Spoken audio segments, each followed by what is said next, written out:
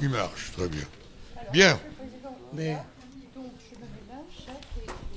Bienvenue et merci d'être parmi nous pour ce colloque consacré à Robert Desnos, du surréalisme à la déportation. Je vous présente les intervenants. Madame Marie-Claire Dumas, professeure de littérature et présidente de l'Association des Amis de Robert Desnos. Pardon ? Ex-président. Ex-présidente. Bon, enfin, c'est quand on est président, c'est pour la vie. Certes. Voilà. Monsieur Frankel, Jacques Frankel, dont toute la famille sont des amis de Robert Desnos, et je crois que Robert Desnos a même fabriqué les faux papiers d'identité pour votre famille. André Bessières, déporté, résistant et compagnon de paillasse de Robert Desnos. Et M. Asveri, qui mène des travaux très intéressants de coopération internationale autour de l'idée et des œuvres de Robert Desnos. Madame Dumas, vous avez la parole. Je vous remercie, Monsieur le Président. Donc, vous m'avez... pardon, oui. Est-ce que ça marche? Oui. Donc, dans la répartition des rôles, mon rôle est de présenter de manière rapide, en une quinzaine de minutes, le passage de Robert Desnos du surréalisme à une position de résistance pendant la guerre 39-45. Je vais prendre comme guide simplement de ce parcours rapide à marche forcée. Je vais prendre comme guide une citation que j'emprunte à Paul Éluard. Lorsque les cendres de Robert Desnos sont rentrées à Paris en 1945, Paul Éluard a fait un discours d'accueil où il dit ceci. « Jusqu'à la mort, Desnos a lutté pour la liberté. Tout au long de ses poèmes, l'idée de liberté court comme un feu terrible, le mot de liberté claque comme un drapeau. » Éluard avait tout à fait le droit de porter ce jugement extrêmement éclairant, car il a connu Desnos justement dans le surréalisme et jusque dans les dernières années de Robert Desnos à Paris, où Éluard se trouvait aussi. C'était donc un compagnon qui a eu des conflits avec Desnos, mais qui en tout cas avait aussi une claire connaissance de ce parcours de Desnos. Alors, première étape, je dirais que Desnos, je rappelle ses dates quand même de naissance, 1900, juillet 1900 à Paris, mort juin 1945 au camp de Térésine. Disons que dès sa 16e année, pourvu du brevet, il décide de manière très ferme et claire vis-à-vis de son père qui voudrait qu'il fasse une carrière commerciale, qu'il veut faire une carrière de poète. La poésie est son domaine, est son objectif. Il tient fort là-dessus, il résiste déjà, et son père lui dit « Sois poète, mais alors occupe-toi de la matérielle pour toi. » Ce que fait Desnos, et ce qu'il fait vite, quand il aura franchi le service militaire, c'est de trouver à Paris un milieu dans lequel sa passion littéraire, son côté libertaire, son côté critique vis-à-vis de la littérature, disons, qui avait pignon sur rue à l'époque, va trouver son accueil, c'est-à-dire le groupe Dada qui va devenir rapidement le groupe surréaliste. Dans le groupe surréaliste, Desnos arrive, je dirais, avec ses 22 ans, simplement. C'est encore très jeune par rapport à Aragon, Éluard, Breton, qui ont quand même quelques années de plus que lui et qui ont, pour certains, été touchés par la guerre. Desnos arrive avec une fougue extraordinaire, une liberté aussi vis-à-vis de la littérature, vis-à-vis de ce qui se fait. Tellement qu'il devient très vite au sein du groupe ce que Breton a dit, le prophète du groupe surréaliste, dit aussi Desnos parle surréaliste à volonté. En effet, il fait des expériences et il les pousse jusqu'au bout, beaucoup plus que les compagnons du surréalisme, les sommeils, l'écriture automatique dans lesquelles il n'hésite pas à exprimer sans phare et sans raffinement littéraire ses pulsions érotiques et quelquefois sadiques. Bref, il apparaît comme un réel ébranleur du bien-pensé de l'époque. Et ce bien-pensé, évidemment, les surréalistes sont aussi contre. Mais je dirais que Desnos va au plus loin, ce qui rend sa position un peu compliquée au milieu de ses camarades. Le grand texte de cette époque, outre tout ce travail qu'il fait de mise en cause de la langue à travers Rose c'est la vie, l'homonyme, langage cuit, c'est ces récits, deuil pour deuil, surtout la liberté ou l'amour, dans lequel il exprime de manière extraordinairement forte, poétique et violente les amours rêvés, évidemment, de Corsaire Sanglot et de Louise Lam, qui en fait soutiennent plus ou moins des personnages comme Fantomas, comme lui-même dans Corsaire Sanglot. Bref, on sent vite que Desnos est à la fois à la pointe du mouvement et en même temps une contestation de ce mouvement par son excès même à lui. Surtout, il ne va pas suivre l'optique du groupe quand le groupe en 27 va choisir de Breton, Aragon, Éluard, Perret, de devenir membre du Parti communiste de l'époque, ce qui était quand même se situer dans la zone la plus, revendicative et forte des positions politiques.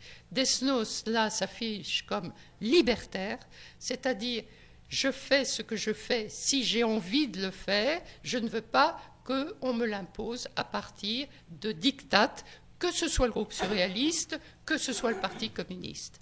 Rupture, donc, de Desnos avec ses amis, et il publie de manière contestataire en 1930 un premier recueil qui est le bilan de ces années, c'est ça ce qu'il dit, de son époque surréaliste. Alors, de ce bilan, je ne vous dis que ce que Desnos en dit, un morceau de ce qu'il en dit, non pas à l'intérieur même du volume, mais dans une bande d'annonces qu'il a intitulée malignement « Bande à part ». Je vous lis juste le début. Libérée de toutes les règles, de toutes les contraintes, la poésie de Robert Desnos est à l'image de sa vie, autant que la vie et la poésie puissent être libres. En révolte contre la moralité dans sa vie, l'auteur, dans sa poésie, est en révolte contre la forme. Donc, son bilan, pour lui, en 1930, c'est de dire « Je représente le surréalisme dans son maximum de désir de liberté et de pratique de la liberté ». Ce qui va s'en suivre, c'est ensuite une expérience qu'il fera, une expérience inattendue, si l'on veut, par rapport à sa vocation poétique, parce que ça va être relativement contradictoire avec elle. Dans les années 30, il devient une voix très repérée, très remarquée, un peu dominante à la radio, connue pour ses émissions de pointe, pour la grande complainte de Fantomas, la clé des songes, et surtout, il éprouve là que ce qu'il donne dans ce métier, qu'il le donne généreusement, pleinement, comme il fait tout ce qu'il fait, c'est une manière aussi d'entamer, de priver du temps et de la force du côté de sa poésie. La guerre intervenant, et après sa participation à la guerre, rentré à Paris, Desnos va se trouver sans métier, plutôt sans emploi, et il faut dire qu'il entre dans un journal aujourd'hui créé par son ami Janson, qui très rapidement, alors qu'il espérait avoir une certaine liberté, devient un journal comme tous les journaux à Paris sous la coupe de l'occupant. Ceci est un problème puisque, après tout, Desnos n'est-il pas entré là dans un cercle collaborationniste? Est-ce qu'il approuve par là même, disons, la présence de l'occupant allemand à Paris? Évidemment, non. Je reviendrai un peu sur ce point après, mais il a du temps pour revenir à la poésie et il publie un deuxième bilan poétique, après Corps et Biens, 10 ans après, qui est Fortune, et l'année suivante, Sous le manteau, parce que les poèmes qu'il y publie ne sont pas des poèmes sans ambiguïté, c'est-à-dire des poèmes à double sens, il publie État de veille. Et en publiant État de veille, cette fois-ci, il fait une note d'intention ou expliquant son changement, son bilan. Et vous avez entendu que pour Corps et Biens, dans Corps et Biens, il disait « La poésie doit être libre et je la libère ». Il termine sa note d'état de veille en faisant référence implicitement à ce qu'il a dit en 1930. En définitive, ce n'est pas la poésie qui doit être libre, c'est le poète. À partir de là, les enjeux sont assez clairs. Ce n'est pas la poésie qui, en tant que telle, dans ses formes et dans ses thèmes, doit être libre. C'est d'abord le poète qui doit être libre de dire ce qu'il a à dire et ce qu'il veut dire. Ceci arrive évidemment au moment et en parallèle avec le fait qu'il s'engage dans un réseau de renseignement créé par Michel Hollard dès 1941 et qui est un réseau de renseignement lié à l'intelligence service à Londres. Pourquoi ce réseau l'accueille de manière efficace? C'est que comme journaliste aujourd'hui, il a accès à toutes les informations qui arrivent au journal de Berlin ou d'ailleurs sans qu'elles soient filtrées. Donc à une information relativement vive, importante et exacte. Cette information, selon des moyens que l'on ignore, mais peut-être avec des papiers qu'il mettait à la Bibliothèque nationale dans un jeu de transfert de code, etc., on ne sait pas très bien, il les transmet au réseau de Michel Hollard. Mais il fait plus, il fait dans le quotidien ce que font d'autres, mais enfin, ce qu'il fait, c'est aussi des papiers faux, des papiers de faux papiers pour les personnes en difficulté, soit du réseau, soit des amis, en particulier de ses amis à lui, du milieu juif, qui est évidemment, de plus en plus sous le feu des nazis. C'est ainsi, mais Jacques pourra le préciser, ou tu peux le préciser tout de suite, qu'il a agi pour ta famille. Je ne peux pas apporter plus de précision que tu n'en donnes. Desnos était un ami de la famille, de mon père, de mon oncle, et il était très habile, et il a fabriqué pour mon père et pour moi-même des fausses cartes d'identité. Je conserve encore l'une d'entre elles chez moi. Ça pourra toujours servir, on ne sait jamais. Et une fois, je suis sorti de ma cachette avec mon père et nous avons été pris dans une rafle. Et il a présenté ses papiers d'identité qui étaient parfaitement imités et on nous a dit « ça va, vous pouvez y aller ». Et donc, ça y est, j'y suis allé. Il faisait aussi, pour son entourage immédiat, des actes comme accueillir chez lui, chez Yuki et lui, 19 rue Mazarine, un jeune, Alain Brieux, qui après est devenu une personnalité assez connue, Alain Brieux qui avait l'âge du STO et qui voulait s'y soustraire, qui était poursuivi dans Paris. Et finalement, Alain Brieux a trouvé pendant une petite année un abri discret au 19 rue Mazarine. D'ailleurs, Desnos, avec la pression de plus en plus importante sur Paris de l'occupant, et aussi avec les nouvelles qui viennent de l'extérieur, la progression des armées alliées et la régression progressive des armées nazies, Desnos, fin 1943, en collaboration avec un poète qui s'appelait André Verdet et qui, lui, faisait partie d'un réseau, je pense qu'il s'appelait Libération Sud, mais en tout cas de la partie Action Directe. Verdet étant venu à Paris, entraîne Desnos à l'action directe, c'est-à-dire finalement le sabotage.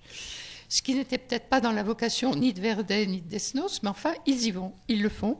Là, on manque d'informations sur les actions poursuivies, probablement tentative de mettre fin au jour d'un commissaire qui avait fait un fichier pour les jeunes destinés au STO, mais ça a manqué.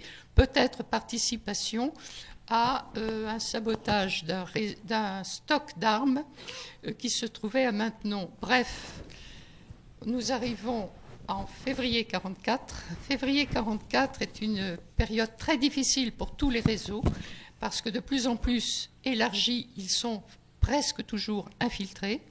Le réseau de Michel Hollard est infiltré, et Michel Hollard et son entourage immédiat est arrêté début février.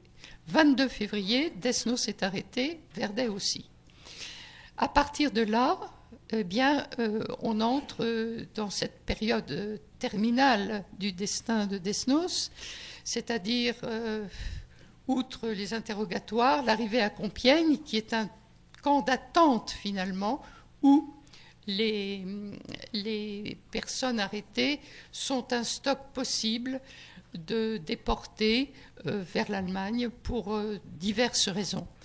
C'est diverses occasions, à vrai dire. Et en réalité, Desnos va partir le 28 avril, c'est bien, le 27 avril, sur les routes, sur les différentes étapes, assez étranges d'ailleurs, de cette déportation. Mais là, je pense que c'est à vous qu'il faudrait passer la parole, parce que ces étapes, vous les avez connues. Alors, juste avant de passer la parole à M. Bessières, il y a peut-être des questions parmi l'assistance, et moi je voudrais ajouter une chose que vous m'avez indiquée pendant que nous préparions cet après-midi. Le fait générateur du basculement de Robert Desnos dans la résistance, c'est l'arabe du Veldiv. Je le pense, parce qu'on dit qu'il est entré dans le réseau Agir. Ce n'est pas une preuve, on n'a pas de preuve, mais c'est plutôt une concomitance. Il est entré dans le réseau Agir, semble-t-il, en juillet 1942, fin juillet, 25 juillet. Donc l'arabe du Veldiv, c'est 10 jours avant. Cependant, on peut dire aussi que le 25 juillet est une date qui marque la création des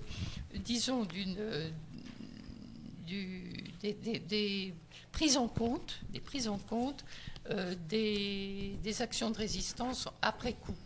Donc, ça a pu être à ce moment-là ou quelques mois après, mais en réalité, ce qui a fait l'entrée en résistance de Desnos, c'est le fait que la liberté des individus, les gens étant arrêtés ici ou là et n'importe comment et de plus en plus, la liberté des individus était définitivement réduite à néant, et c'est ça qui l'a fait réagir, essentiellement.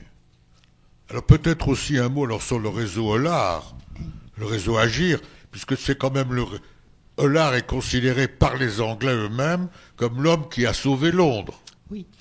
Desnos a probablement participé d'ailleurs à d'autres actions que celles que j'ai indiquées. Oui, parce qu'ils avaient donné les coordonnées des lampes de lancement de V1. Quelques coordonnées. Ce n'était pas le seul réseau qui l'ait fait. Mais Michel Hollard, il y a un livre sur Michel Hollard extrêmement beau, qui s'appelle « L'homme qui a sauvé Londres », et où il est dit que Michel Hollard était l'un des premiers. Un peu les circonstances lui apprenant les choses, il est allé vérifier une idée de drôle de construction qu'on faisait sur le mur de l'Atlantique, sur la Manche et vers Londres. Et là, il a découvert qu'en France, en effet, on construisait des bâtiments, c'était des rampes de lancement pour les V1, V2 qui étaient construits ailleurs et qui venaient d'Allemagne. Donc il a été l'un des premiers à donner l'alerte, mais il y a eu d'autres réseaux qui l'ont fait aussi. Desnos a fait en 1942 un séjour sur les... Il se trouve que c'était derrière Arromanches, près d'Arromanches, que Desnos a fait un séjour au Mollet-Litry. On peut imaginer que ce séjour-là n'a pas été simplement pour cueillir des champignons ou écrire des quatrains, mais aussi pour ça. Mais il n'y a pas de preuve absolue. Donc, ce qui est vraiment prouvé, c'est que Desnos rejoint ce réseau. Ce réseau, Michel Hollard, il faut bien le dire, lui, n'était pas orienté vers la sauvegarde de la vie des Juifs. Pas du tout, ni des individus. Il était orienté parce que Michel Hollard, très jeune, avait fait la guerre de 14-18, était orienté vers bouter les Allemands hors de France. Ça, Desnos était aussi d'accord, et récupérer l'Alsace et la Lorraine. Ça, Desnos n'était pas prioritairement sur cette ligne. Donc, mais ils se sont retrouvés parce que les uns et les autres, et des pétainistes dans l'immeuble de Desnos aussi, ne souhaitaient qu'une chose, c'est bouter les nazis hors de France et les faire disparaître. Ça, c'est sûr. Bien. Alors, merci madame. Avant de passer la parole à monsieur André Bessières, est-ce qu'il y a des questions concernant le parcours de Robert Desnos? Je crois que tout ça a été très clair. Non? Oui? Hollard.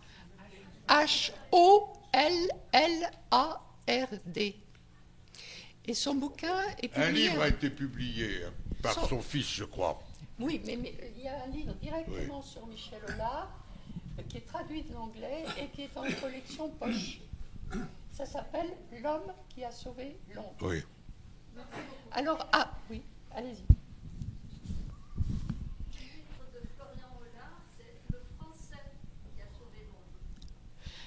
Oui.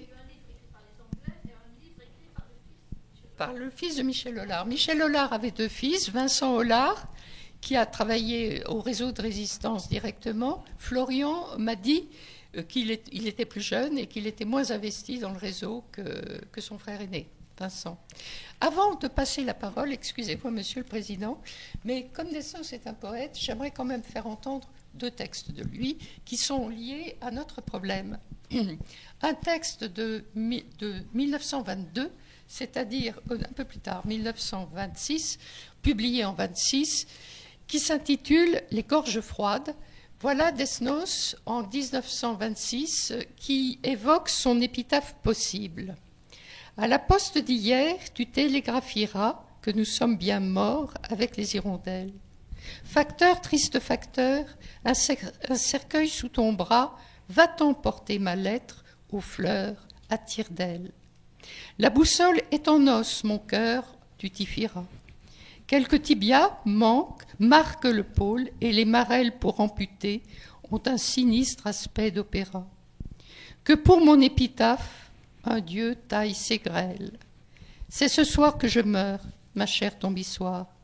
Ton regard le plus beau ne fut qu'un accessoire de la machinerie étrange du bonjour. Adieu, je vous aimais sans scrupule et sans ruse, ma folie Méricourt, ma silencieuse intruse. Boussole à flèche torse annonce le retour. Poème surréaliste. Et je vais vous lire un écho, si j'ose dire un écho, mais enfin, c'est tout de même un écho, car cette fois-ci, merci d'encontrer le poème 43. Le poème est publié en 1944, c'est-à-dire publié au moment où Desnos est déjà prisonnier à Compiègne, mais il a été écrit avant. Ce poème s'intitule « L'épitaphe » et c'est en ce sens qu'il fait écho, me semble-t-il, à cette épitaphe écrite du temps surréaliste. « J'ai vécu dans ces temps, et depuis 1000 années, je suis mort. Je vivais, non déchu mais traqué. Toute noblesse humaine étant emprisonnée, j'étais libre parmi les esclaves masqués. J'ai vécu dans ces temps et pourtant j'étais libre. Je regardais le fleuve et la terre et le ciel tourner autour de moi, garder leur équilibre et les saisons fournir leurs oiseaux et leur miel. Vous qui vivez, qu'avez-vous fait de ces fortunes? Regrettez-vous les temps où je me débattais? Avez-vous cultivé pour des moissons communes? Avez-vous enrichi la ville où j'habitais? Vivant, ne craignez rien de moi, car je suis mort. Rien ne survit de mon esprit ni de mon corps. Voilà. Merci, madame. Alors, monsieur André Bessières, déporté.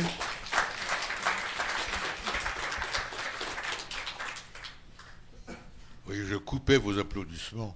C'est très mal élevé. Pardon. Ça ne m'étonne pas de vous. Racontez-nous alors, M. Bessières. Ce que veut... Ça marche ou ça marche pas? Ça marche. Eh bien, moi, j'ai connu Robert Desnos au camp de Compiègne-Royal-Lieu, qui était, comme l'a dit tout à l'heure, qui était l'antichambre de la déportation. J'étais donc, moi, depuis 6 semaines, interné au camp lorsque Robert Desnos y est arrivé. Alors là, je dois dire que je n'avais jamais entendu parler de Robert Desnos, et la plupart des prisonniers non plus. Mais, dès qu'il arrive, il occupe l'espace, et quelques jours après son arrivée, c'est vraiment la vedette incontestée du camp de Compiègne-Royal-Lieu. Ça commence par, il se produit dans une conférence sur le surréalisme. Et là, c'est un succès. Il profite de ce succès pour immédiatement se lancer dans la formation avec quelques amis qu'il a par hasard rencontrés au camp, et il se lance dans la fondation du Club des Incollables. Et toujours, il obtient du succès, et sur sa lancée, il continue en organisant les fameux Jeux floraux de Compiègne-Royal-Lieu, Jeux floraux qu'il réussira à mener à terme avant notre départ en déportation. Je dois dire qu'entre-temps, moi, j'avais réussi à coller les incollables, à la grande surprise de Robert Desnos d'ailleurs, en les collant sur une question d'histoire. Et là, j'étais quand même fier que depuis ce jour-là, chaque fois qu'il me rencontrait qu'il me croisait sur la place d'appel, il me reconnaissait et me faisait un signe. J'en étais fier. Mais tout a une fin, lui et moi. Nous sommes le 27 avril 1944, des quelques 1700 détenus résistants, comprimés à 100 et plus par wagon, qui prenons en gare de Compiègne le chemin de la déportation. 100 et plus par wagon, on ne peut tenir que debout. 100 par wagon, l'air devient vite irrespirable et la chaleur intolérable. Sans boire, sans manger, sans pouvoir s'asseoir ni s'allonger pour dormir, le voyage est infernal. 4 jours et 3 nuits ainsi, et au prix d'une 60aine de morts et d'autant de cas de folie, avant que les portes ne s'ouvrent sur l'enfer d'Auschwitz-Birkenau. Là, nous sommes immédiatement tatoués de notre matricule, d'un numéro de matricule sur notre avant-bras gauche, et désormais, nous ne sommes plus que des numéros, Desnos étant le 185 443.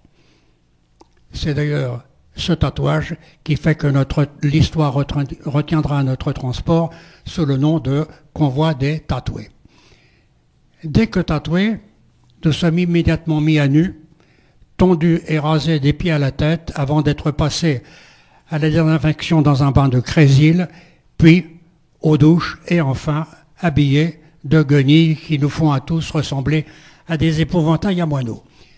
En effet, nous ne toucherons le pyjama de Bagnard, rayures bleues et blanches, qu'en étant transféré d'Auschwitz à Buchenwald. Car évidemment, comme vous le savez tous, Auschwitz c'était le camp d'extermination des Juifs et des Tziganes et pas des Aryens que nous étions. Nous sommes donc transférés à Buchenwald, et là, à Buchenwald, Robert Desnos est immédiatement prévenu que s'il veut rester au camp de Buchenwald, il doit se déclarer comme métier qu'il est serrurier ou un métier de la métallurgie, car tous les métiers qui ne s'apparentent pas à la métallurgie sont destinés à Flossenbürg, un camp extrêmement dur de la concentration.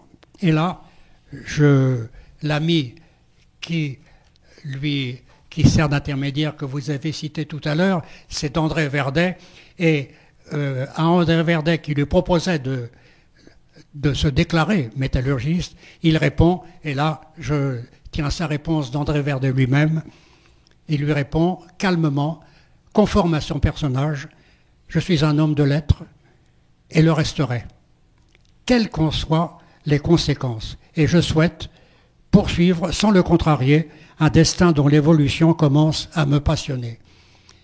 C'est donc en toute conscience que Robert Desnos signe son arrêt de non-retour de la déportation. Effectivement, il se déclare homme de lettres. Dans les jours qui suivent, nous nous retrouvons à Flossenburg. Et c'est là, à Flossenburg, que je ferai vraiment la connaissance de Robert Desnos. Un jour, un après-midi, nous sommes en quarantaine à Flossenburg, et un après-midi, je me promène, on avait le droit de se promener autour de notre quartier de quarantaine, ceinturé par des barbelés, et je rencontre Robert Desnos. Il était tout seul. Je m'étonne, parce qu'il était généralement toujours très accompagné. « Bonjour, monsieur Desnos, vous êtes seul? Vous avez perdu vos amis ?» Sa réponse me cisaille. « T'as jamais vu mon cul ?» Je suis complètement désarçonné. Ça veut dire quoi? Ça veut dire que quand on s'est vu le cul, on se tutoie. Et c'est depuis ce jour que j'ai tutoyé Robert Desnos chaque fois que je l'ai vu. Et nous nous retrouvons, bien entendu, dans les jours qui viennent. Nous nous retrouvons à Floa, une petite ville de Saxe, dans un énorme complexe industriel de 3000 ouvriers, et au sein d'un commando qui regroupe déjà 600 Slaves, en majorité russes. Et nous sommes parqués dans les combles de l'usine. Et là, le sort fait de moi le voisin de paillasse de Robert Desnos. Dès le lendemain de notre arrivée, nous sommes affectés à un poste de travail. Et là, à ce poste de travail, Desnos fait une merveille d'incapacité notoire qui n'a d'égal que son aversion de travailler pour l'industrie allemande. Et là, évidemment, le chef d'atelier nazi le prend à part pour lui signifier qu'il le renvoie au camp mère de Flossenburg, ce qui équivalait à une menace de mort. Mais là, il tombe sur un traducteur, sur l'interprète qui était un Alsacien bilingue, qui était étudiant et qui connaissait parfaitement les œuvres de Robert Desnos. Pour vous, je cite, c'était donc Pierre Volmer, qui fait une merveille de défense en disant au chef d'atelier, mais monsieur le chef d'atelier, ce détenu-là, c'est un poète. Alors un poète, ça s'est ciselé parfaitement des vers, ça s'est limé de très très belles phrases, mais à part ça, il sait rien foutre. Alors, regardez, il pourrait peut-être manœuvrer un balai et puis récupérer ces milliers de petits déchets de métaux qui sont jetés par terre à longueur de journée. Le chef d'atelier réfléchit et à la stupéfaction générale, Robert Desnos est promu balayeur récupérateur de la Tulle Fabrique. Je dois dire que quelques jours après, il sera doublé, à son emploi, il cumulera celui de colporteur de toutes les bonnes nouvelles qui circulent dans le camp, vraies ou fausses d'ailleurs, même les fausses, de manière, enfin, dans le camp, dans les ateliers, autant pour moi, puisqu'il balaye à longueur de journée les ateliers. Alors, que vous dire de notre vie? Je suis pas là pour évoquer trop la déportation. Notre vie était faite de 17, souvent 18 heures de travail, de présence, d'activité, puisqu'il y avait l'atelier, mais il y avait aussi les deux appels où nous devions être au garde à vous, appel du matin et du soir, et puis la distribution de notre nourriture journalière qu'on nous distribuait en 3 fois. Et je dois vous dire, si je vous dis de quoi était composée cette nourriture journalière distribuée en 3 fois, 300 grammes de pain, 20 grammes de margarine synthétique et 1,5 litre d'eau bouillante, le matin 1/4 de litre noirâtre appelé café, et le midi jaunâtre appelé soupe. Il fallait tenir le coup. Alors nous avions tout de même 20 à 25 minutes, parfois une demi-heure de repos le soir, entre le moment où il fallait, ils étaient astreints à monter sur les chalets, et l'extinction des feux. Et là, quand il n'était pas trop fatigué, c'est-à-dire rarement, Robert Desnos se complaisait. On était 2 ou 3 jeunes autour de lui, autour des paillasses, et il se complaisait à nous raconter des histoires toujours cocasses de son Montparnasse des années 20, où il avait fait les 400 coups, et aussi de son passage à la radiodiffusion française lorsqu'il était animateur publicitaire. Et là, c'était toujours... Alors on s'endormait en pensant à ce qu'il venait de nous raconter, ça nous évitait de penser à notre fin. Alors par contre, où Robert Desnos allait de l'un à l'autre en toute sérénité, c'était le dimanche après-midi, seule demi-journée par semaine où nous avions toute liberté de déambuler dans le déambulatoire face à nos chalets dans les combles de l'usine. Alors là, il avait plusieurs casquettes. Il allait par exemple rejoindre ceux des recettes culinaires. Hein.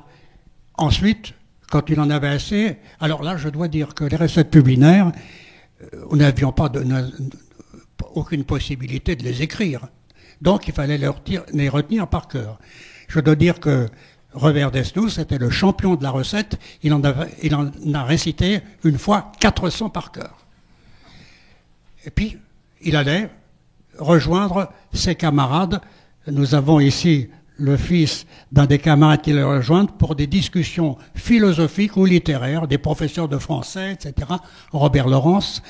Et il les rejoignait, il passait. Et puis, il passait aussi un bon moment chaque jour avec son meilleur ami, où il parlait théologie, son meilleur ami qui était, contrairement à lui, un catholique pratiquant. C'était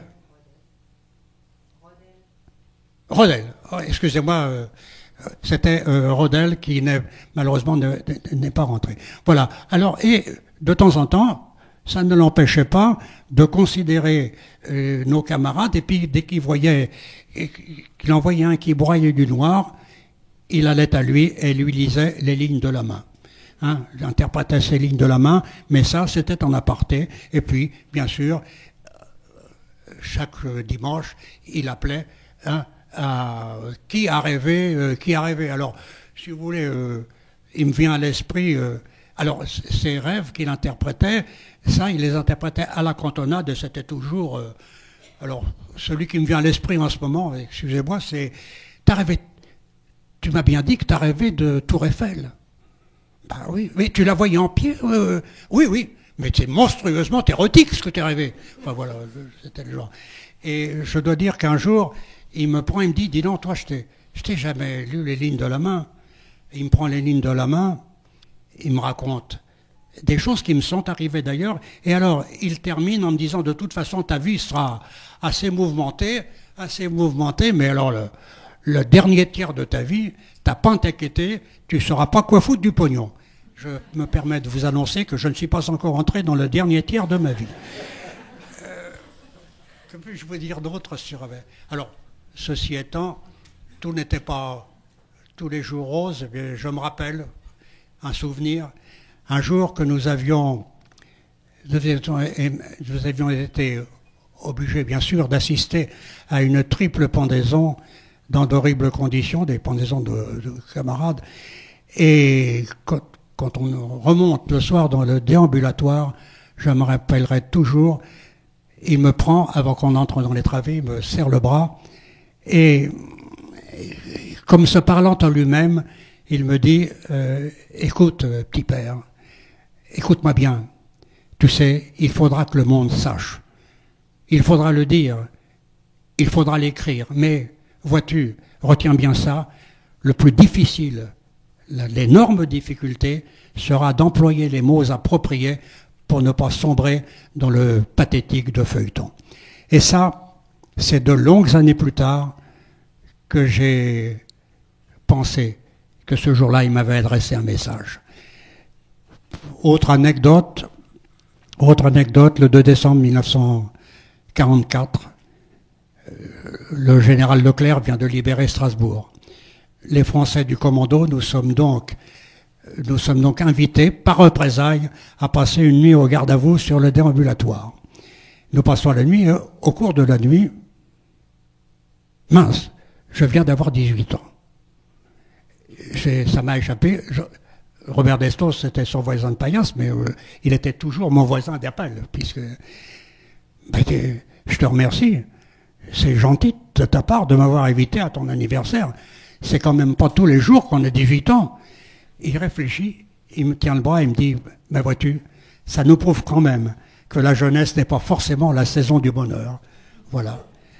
Et l'hiver passe et quand même, Robert Desnos avait eu de la chance. Sa compagne, Yuki, avait dépensé des fortunes pour qu'il touche des colis. Je crois qu'à un moment donné, j'ai pesé les colis qu'il avait reçus. J'ose pas vous dire le nombre de poids. Finalement, il avait bien vécu, d'autant mieux vécu qu'il faisait popote avec Rodel, dont le père était un fabricant de conserves, les petits pois Rodel, qui recevait autant de colis que lui, et là-bas en captivité, on ne faisait popote qu'avec ceux qui touchaient la même chose que vous. Hein. Et donc, il n'avait pas souffert beaucoup de la faim, il avait touché des colis jusqu'au mois de janvier. Et alors après, à partir de janvier, c'était terminé. Et là, je voyais qu'il devenait nerveux, surtout dès qu'il voyait de la nourriture, etc., il devenait nerveux, il devenait impulsif, et il parlait moins. Si vous voulez, vous citez un exemple impulsif, le camarade dont je parlais tout à l'heure qui avait traduit un jour, on apprend que avant d'aller à Fleuha, notre commandant, on aurait pu aller dans une mine de sel. Et c'était donc Volmer lui dit, tu vois, Robert, si on avait été dans une mine de sel, tu serais devenu un poète mineur. Alors là, il a claqué des talons, il n'a pas parlé pendant 8 jours. C'était Robert Desnos. Et donc, je reviens il souffrait davantage que les autres, impulsif, et il le montre, et ça sera effectivement l'incident qui conditionnera sa perte. Il était devant le bouteillon de soupe, et ce jour-là, c'est un jeune zigane d'une quinzaine d'années qui sert la soupe. Et il balance la louche à moitié pleine dans la gamelle de Desnos, qui Desnos le regarde en face et lui fait signe, remplis-moi la gamelle. Hop. En réponse, il reçoit une gifle. Immédiatement, instantanément, Desnos balance sa gamelle bouillante dans la figure du jeune et faible. Malheureusement, ce jeune zigane était le favori en titre de l'Oberkapo, ce qui fait que dans les minutes qui suivaient, Robert Desnos était martelé de coups de poing, martelé de coups de pied, jusqu'à ce qu'il gise inanimé, le visage ensanglanté et les lunettes brisées. L'après-midi, il recevra 25 coups de goubis qui lui briseront les reins, et je dois dire que là, il ne s'est jamais remis du sang perdu ce jour-là et des coups qu'il avait reçus. Nous sommes à la fin mars, fort heureusement, les nouvelles militaires s'accélèrent. Hélas, le pire est à venir. Sous la pression des forces soviétiques à l'est, des forces alliées à l'ouest, les pinces de l'étau se referment et les fronts se resserrent. Chaque commando, chaque camp qui tombe dans la zone des combats est immédiatement évacué en catastrophe, les malades et les blessés étant abandonnés à leur propre sort quand ils ne sont pas exterminés au lance-flammes. Les évacuations s'effectuent dans un pays hostile, bombardé, ravagé, et sous la conduite de bourreaux qui ne cherchent qu'à fuir au plus vite, car ils savent que, étant donné qu'ils sont des gardiens de concentrationnaires, ils sont immédiatement exécutés, soit par les Russes pendus, soit par les Américains fusillés. Donc, ils cherchent à fuir, mais malheureusement, les traînards, de plus en plus nombreux, les retardent, et c'est pourquoi ces traînards sont abattus d'une balle dans la nuque en queue de colonne. Et c'est pourquoi ça a été évidemment un déluge de morts, bien sûr, et c'est pourquoi on a appelé ces évacuations les marches de la mort. Le 14 14 avril 1944, notre commando est évacué, les Américains, les avant-gardes américaines étant à 7 km de notre camp. Et là, évacuation en catastrophe, nous sommes 750 recensés au départ. 3 semaines après, en arrivant à Theresienstadt, 3 semaines après, nous ne serons plus que moins de 150. Et là, en cours de route, Robert Desnos est très très mal en point. En cours de route, il a perdu son meilleur ami, Rodel, qui a été assassiné, enfin, qui a été abattu en cours de route. Et lui, un jour où tous les soirs, nous parquions dans une grange en fonction de la route, et un jour, alors que nous parquions dans une grange, comme il ne voyait pas clair, sans ses lunettes, bien sûr, il s'est fourvoyé dans les lignes russes, et les Russes l'ont malmené d'une façon importante, et pour lui faucher la boîte qu'il avait, c'était une boîte de chocolat, mais qui ne contenait plus de chocolat, qui contenait des bouts de papier épars sur lesquels il avait griffonné le résumé d'un roman qu'il allait écrire à son retour, un roman qu'il aurait appelé Le Cuirassier Nègre. Le Cuirassier Nègre. Et on le récupère, et c'est là, avec un de mes camarades, il avait été récupéré par notre interprète et nos interprètes, et là, avec un de mes camarades, on le réconfortait, et c'est là qu'il a perdu le moral complètement. Il se sentait partir, et il voulait à toute force que, c'était Baumel, André Baumel et moi, il voulait à toute force nous confier ses derniers, excusez-moi, j'ai un trou de mémoire, il voulait nous confier ses dernières volontés. Alors évidemment, on s'est insurgé. Nos dernières volontés, on n'est pas plus sûr que toi d'en sortir. Pourquoi? Et nous avons refusé. Et là, évidemment, on a passé la nuit, enfin je résume, hein, j'ai pas assez de temps pour aller plus loin, et le lendemain, nous avons appris dans la nuit, nous avons été libérés donc à Térésine, et nous avons appris dans la nuit que l'armistice avait été signé. Et c'est dans la nuit que Robert Desnos a été pris par une dysenterie conséquente, et le lendemain, il a été donc transporté dans une infirmerie de fortune. Je suis resté sans nouvelles car nous, les non-malades, nous ne pouvions pas aller visiter une infirmerie pour les questions de contagion dont j'avais perdu de vue.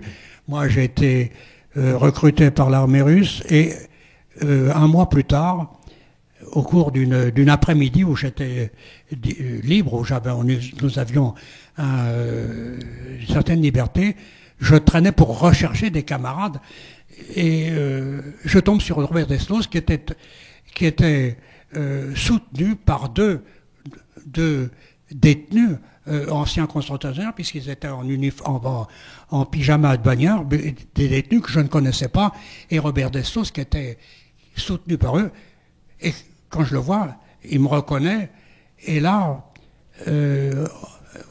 en 2-3 phrases hachées, il me dit j'ai bouffé tellement de charbon de bois que je me demandais si j'avais pas à avoir le feu aux fesses, et puis maintenant j'ai traversé le moment critique, hein, mais là les gars qui le soutenaient, ça devait être des infirmiers, je suppose, parce que ils l'ont pris, et je l'ai vu disparaître, le dos voûté, c'est la silhouette indécise, et c'est la dernière vision que j'ai eue de mon exceptionnel compagnon d'infortune.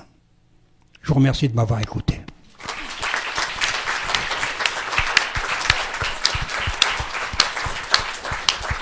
Merci de votre témoignage si émouvant. Et je crois, Manuel, ça serait peut-être le moment de projeter les photos de Robert Desnos au camp de Térésine.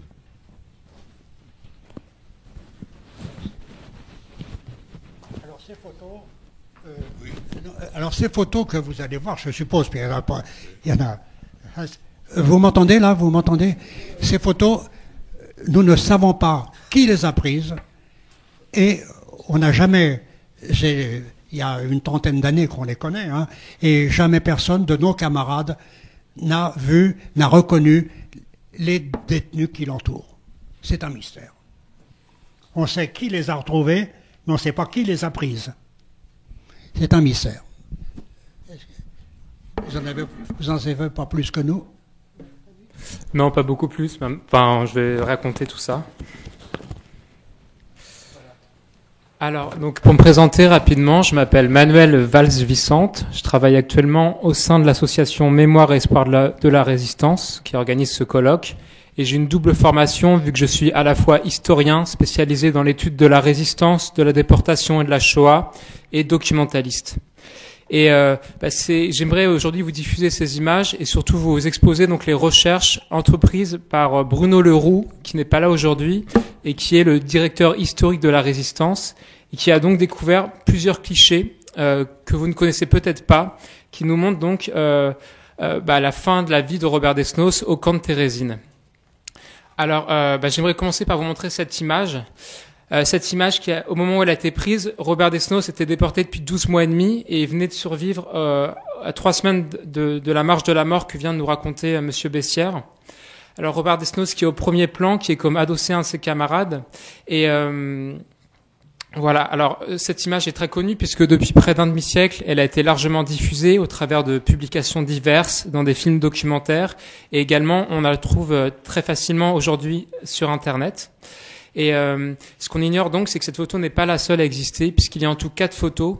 Alors moi, j'ai présupposé que ces 4 photos avaient été, avec Bruno Leroux, on a pensé que ces photos avaient été extraits d'un reportage qui aurait été réalisé le 8 mai 1945, le jour de la libération du camp de Térésine, par un reporter de guerre soviétique. Mais c'est vraiment à prendre avec précaution, parce que, comme l'a dit Monsieur Bessières, on n'en sait rien. Enfin, c'est vraiment une supposition, mais en tant qu'historien, on peut pas avancer n'importe quoi, donc.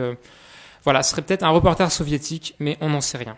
En tout cas, ce que j'aimerais donc vous dire, c'est que chacun de ces clichés donc ont été pris le 8 mai 1945. C'est ce qu'avance un des déportés, donc qui était a priori présent. Je vous en parlerai plus loin. Mais en tout cas, ces 4 photos, puisqu'il y en a 4, qui sont extraits donc d'un reportage. Ces photos donc cristallisent un événement unique de l'histoire de l'humanité, à savoir donc la libération d'un camp de concentration. Et ce qui est important dans ces clichés, c'est qu'elles nous permettent de voir ce qui était condamné à rester invisible, à savoir l'intérieur donc d'un camp de concentration, puisque les SS sont toujours employés à cacher ce qui se tramait au sein même des camps. Ce qui est également important dans le cadre de notre colloque aujourd'hui, c'est que ces 4 clichés constituent les dernières images que nous possédons de Robert Desnos en vie, puisque un mois jour pour jour après que ces photos aient été prises, donc le 8 juin 1945, le poète s'éteindra des suites du typhus qu'il avait contracté au révire de Térésine, c'est-à-dire à l'infirmerie du camp. Et il y a aussi quelque chose d'important dans tous ces clichés, qui m'a beaucoup touché, c'est qu'on peut vraiment percevoir la teneur de l'engagement qui fut celui de Robert Desnos. Un engagement total, puisque le poète alla jusqu'à perdre la vie pour que nous, aujourd'hui, soyons libres. Et enfin, donc ce cliché qui est très connu, il y a quelque chose qui me semble très important également, c'est l'aspect symbolique, tout ce que revêt ce cliché de sens au point de vue symbolique, puisque sur ce cliché, Robert Desnos en est venu à incarner à la fois la résistance de tous les intellectuels et de tous les artistes. Donc pour reprendre le thème du concours national de la résistance et de la déportation de cette année, tous ceux qui résistèrent par l'art et la littérature. Mais ce qui est également extrêmement important d'un point de vue symbolique, c'est que sur cette photo, Robert Desnos en est venu à incarner, à devenir d'une certaine façon l'emblème ou le porte-voix de tous ces hommes et ces femmes venus d'horizons divers qui eux aussi s'engagèrent dans la clandestinité et connurent pour certains et certaines les affres de la déportation. Et c'est à mon avis cette raison qui poussa la FNDIRP, la Fédération nationale des déportés, internés, résistants et patriotes, à choisir d'utiliser sciemment donc cette photo en couverture de son ouvrage intitulé La déportation, qui sera publié en 1967. J'insiste, ces photos sont prises en 45 et la première fois qu'une de ces photos, donc représentant en tant que tel le poète, sera utilisée donc pour la première fois en 1967. C'est-à-dire que pendant 22 ans, personne ne savait que ces photos existaient et qu'il existait des photos de Robert Desnos prises à la fin de sa vie. Et Et pourtant, en fait, ce qu'a découvert Bruno Leroux, c'est qu'en 1955, au sein d'une brochure intitulée Thérésine, une autre photo sur laquelle était représenté Robert Desnos sera utilisée. Mais donc vous voyez une page de cette brochure, une brochure qui d'ailleurs était destinée à être diffusée de façon internationale, parce que les légendes que l'on voit en haut, qui accompagnent certaines photos, donc qui décrivaient les atrocités qui s'étaient déroulées dans ce camp, on voit que les légendes sont écrites à la fois en français, en allemand, en anglais et en russe. Et pourtant, la photo que l'on voit tout en bas, donc où on voit un groupe de déportés, cette photo n'est pas légendée. Alors cette photo, je vais vous la montrer. C'est une photo extrêmement dure, puisque donc Robert Desnos qui est tout à droite, voilà Robert Desnos qui est ici. Robert Desnos est méconnaissable, il est comme affaissé sur lui-même, et donc bien sûr, comme tous les déportés, son visage est émacié, son corps est squelettique, il a perdu ses lunettes dans des circonstances que M. Bessières nous a décrites. Et justement, ce cliché est très poignant puisque on peut sentir à quel point Robert Desnos, à ce moment-là, était épuisé psychiquement et physiquement. M. Bessières nous l'a dit, c'est aussi ce qu'il raconte dans son livre Destination Auschwitz avec Robert Desnos. Donc voilà ce cliché. Donc un cliché qui en 55 est publié. Un cliché qui est publié en 55, donc sans que personne ne sache que le poète était présent. Et maintenant, j'aimerais vous raconter donc qui et par quels moyens, qui a identifié donc ces photos et a découvert que Robert Desnos était sur ces clichés. Alors, je change de photo. Alors, en fait, au début des années 60, une mère de famille qui s'appelait Hélène Neuvecel, dont le fils Edmond connut un destin similaire à celui de Robert Desnos, puisque Edmond, en fait, s'éteindra quelques jours avant le poète, lui aussi au sein du révire de Thérésine, des suites du typhus. Et donc, au début des années 60, Madame Neuvecel, donc la mère d'Edmond, accomplit un pèlerinage sur les traces de son fils, un pèlerinage qui l'amena au camp de Thérésine, où Madame Neuvecel eut accès à un certain nombre d'archives, des archives, et notamment 6 clichés représentant son fils Edmond, entouré de plusieurs déportés. Et donc, outre l'émotion que Madame Neuvecel a dû ressentir, immédiatement, elle saisit l'importance que ces photos pouvaient revêtir pour les familles des personnes qui étaient représentées dessus. Et c'est ce qui la poussa, une fois de retour en France, à contacter Roger Frey. Roger Frey, qui avait été un compagnon de déportation d'Edmond Neuvecel. Et donc, Roger Frey fit tout de suite circuler ces 6 clichés au sein de son cercle d'amis rescapés des camps. 6 clichés donc auxquels il adjoint cette feuille, donc une feuille sur laquelle Roger Frey dessina de façon schématique, comme vous pouvez le voir, chacune des photos, de façon à faire transparaître vraiment avec force les différentes silhouettes qui composaient ces photos, silhouettes auxquelles il donna des numéros. Le but étant donc d'appeler à l'aide, de demander à ses camarades de déportation de remettre des visages sur ces numéros, sur ces noms. Voilà, et je vais vous lire le texte qui était en haut de cette feuille, un texte très fort. Alors je cite, « Photo d'un groupe de survivants du Sonderkommando Johann Jorgenstadt, qui était un commando du camp de Flossenburg. Prise le mardi 8 mai 1945 à Thérésine et découverte lors d'un pèlerinage par Madame Neuvecel, dont le fils Edmond, entre parenthèses marqué d'une croix, n'est pas revenu. À ce dernier carré de braves, dont beaucoup furent emportés par le typhus, à vous tous de leur donner un nom. De tout cœur, merci, Roger Frey. » Donc, Robert Desnos, qui portait le numéro 11 sur ce schéma, fut immédiatement la première personne à être reconnue, à être identifiée. Et c'est ainsi donc qu'à partir des années 67, un des clichés donc de Robert Desnos put donc être progressivement utilisé et diffusé autant donc les 50 dernières années de voilà. Alors, j'aimerais vous présenter maintenant les 2 derniers clichés que nous possédons. Alors, ce cliché, le 3e donc de ces 4 clichés. Merci. Le 3e de ces 4 clichés, donc, qui est un cliché que je pense inédit, que personne n'a dû voir ici. Alors, sur ce cliché, Robert Desnos se situe tout à droite. Voilà, avec la flèche, vous voyez. Robert Desnos est à droite. À ce moment-là, donc, Robert Desnos et ses camarades étaient en train, donc, de manger, devant un des bâtiments du camp de Thérésine. Tout à droite, voilà. Voilà, donc Robert Desnos qui est là aussi méconnaissable. Et moi, ce qui m'a marqué quand j'ai étudié cette photo au cours des dernières semaines, c'est qu'on peut voir le déporté qui se trouve au milieu de la photo en bas, qui a littéralement fait tomber sa tasse de ses mains et qui a le visage sur ses genoux. Donc voilà, ce qui traduit encore une fois l'état d'accablement, d'épuisement physique de tous ces hommes, à ce moment-là.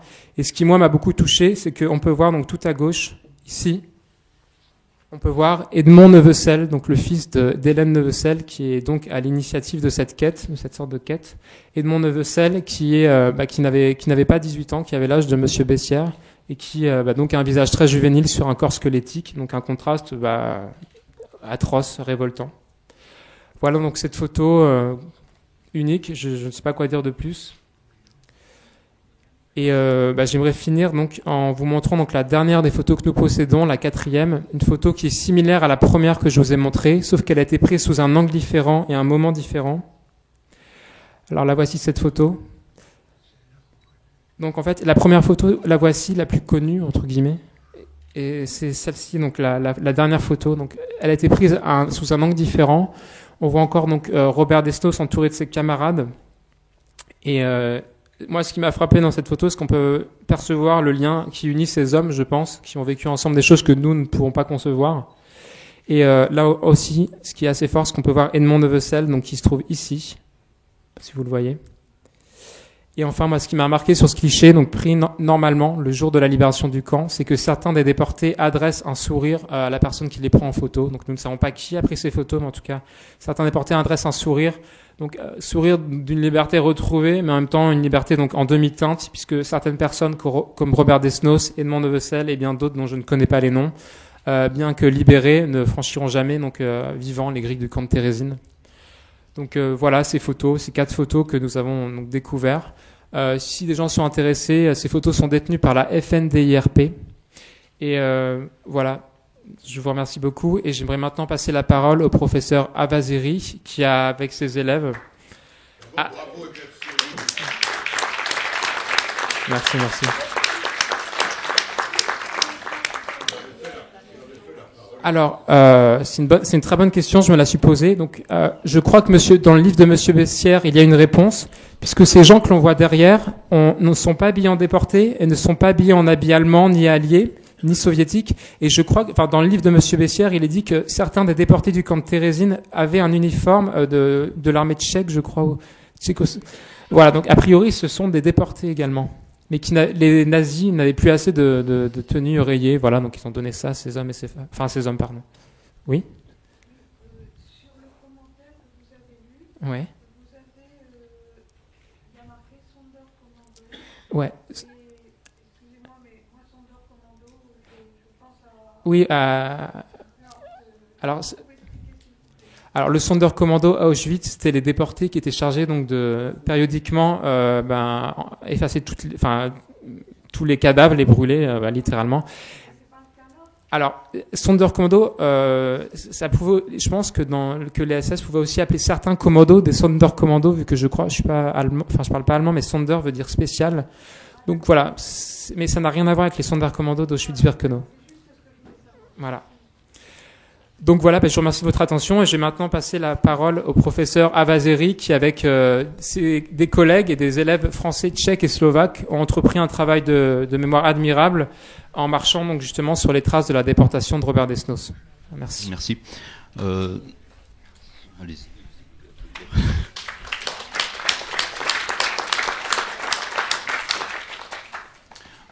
Nous allons vous présenter un film de 45 minutes qui est le résultat d'un projet Comenius.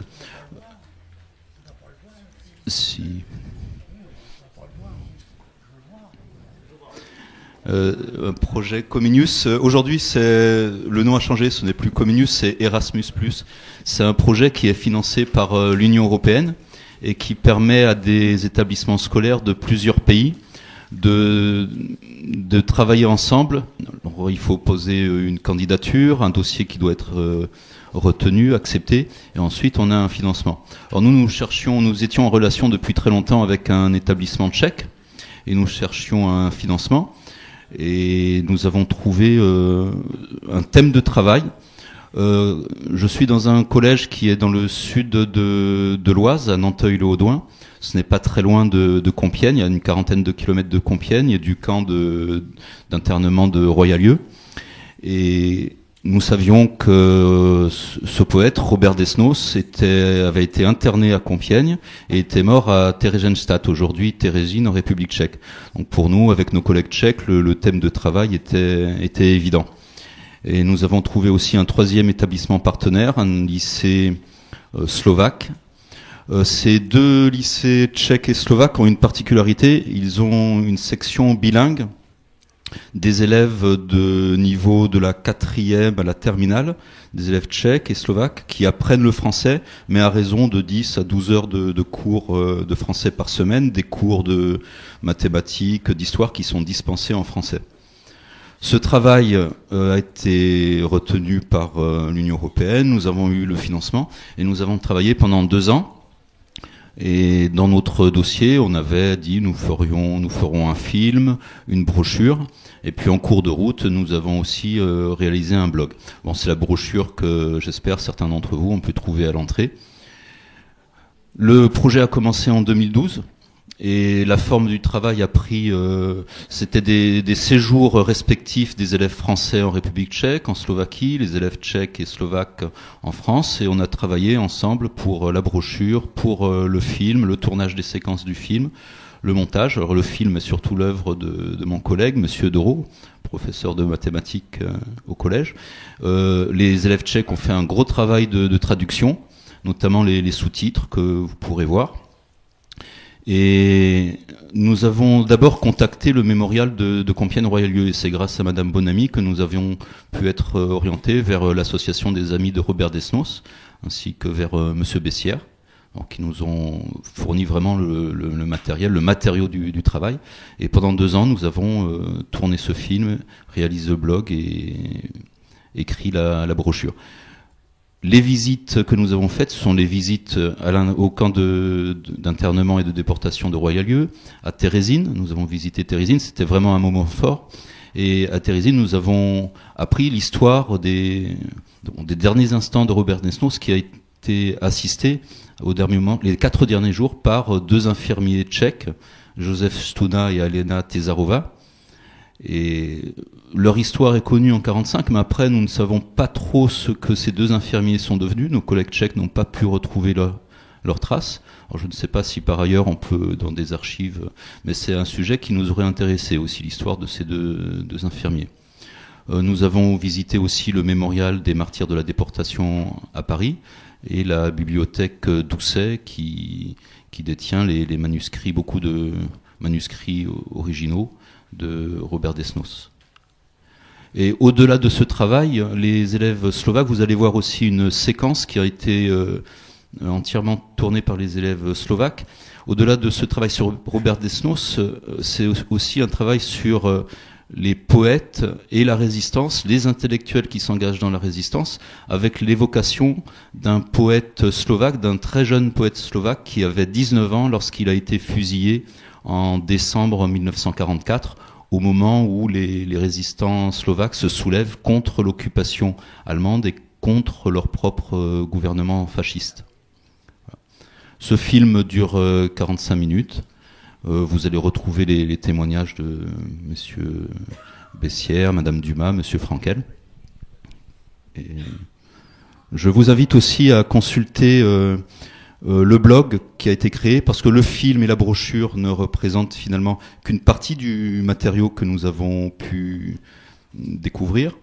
Le blog, il suffit de taper sur un moteur de recherche Desnos 1944-45 et vous trouverez ce blog. Il est sur une plateforme overblog.com. Et par exemple, un document inédit que nous avons pu découvrir grâce aux collègues tchèques et aux archives du camp de Terezín, que vous verrez, c'est le livret d'incinération du camp de Terezín, avec la page où est inscrit le nom de Robert Desnos, avec une annotation. Josef Stuna a recueilli les cendres de Desnos, puisque cet infirmier a réussi à faire en sorte que les cendres de Desnos, le cadavre de Desnos ne soit pas incinéré avec d'autres cadavres. Il a réussi à recueillir les cendres individuelles, et c'est ainsi que ces cendres ont pu être amenées jusqu'à Paris en 1945 et déposées aussi au cimetière Montparnasse. Voilà, bon visionnage, bon film, merci.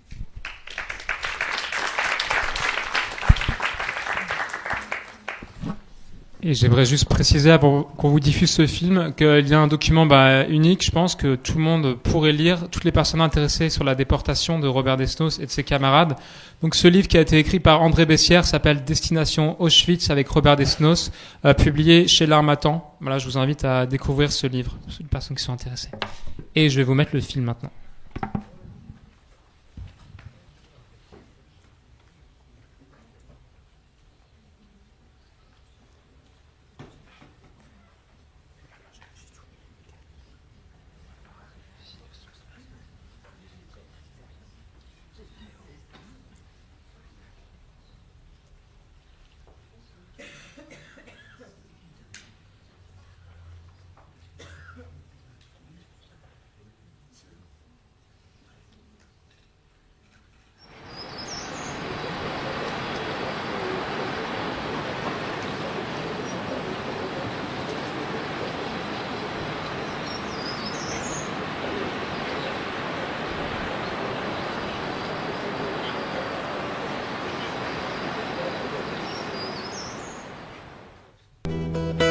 Robert Desnos est né le 4 juillet 1900 à Paris.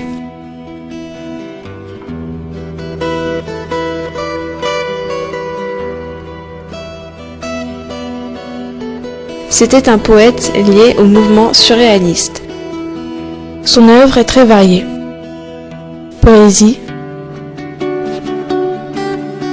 cinéma,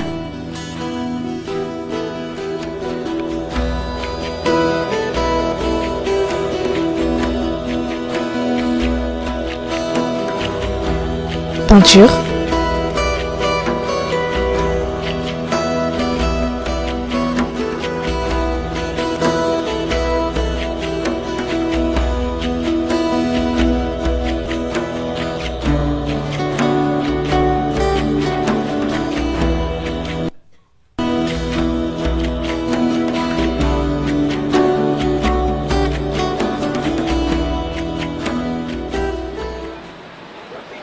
nous voulons voir où tout a commencé.